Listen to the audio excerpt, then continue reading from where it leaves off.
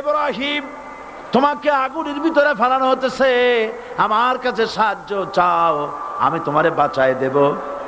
হযরত ইব্রাহিম আলাইহিস সালাম তিনি বললেন, জিবরাইল, আমার পরীক্ষা চলতেছে, আমাকে ডিস্টার্ব করো না, আমি তোমার কাছে সাহায্য কেন চাইব?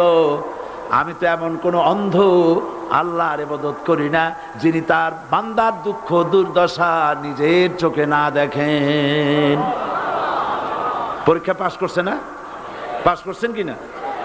হযরত ইব্রাহিম বলেন, শোনো জিবরাইল, আমি যদি আগুনের ভিতরে পড়ে যাই আর আগুনে পুড়ে যদি ভস্ম হয়ে যায়, আমার আল্লাহ যদি এতে খুশি হন, তাহলে আমি আমার রব্বুল আলামিনকে খুশি করার জন্য এভাবে 1000 বার পুড়তে আমি রাজি আছি।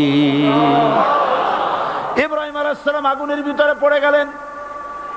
আল্লাহ রব্বুল আলামিন